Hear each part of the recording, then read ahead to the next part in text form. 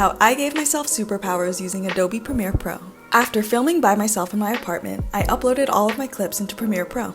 The first thing I did was to color correct using an adjustment layer and the Lumetri color effect.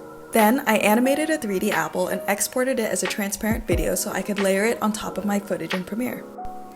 Then I layered this video of a green energy ball on top of the apple. In order to get rid of the black background, I changed the blending mode of the video to screen. Then using another adjustment layer, a Lumetri color effect, and a mask, I created a glow coming from the energy ball.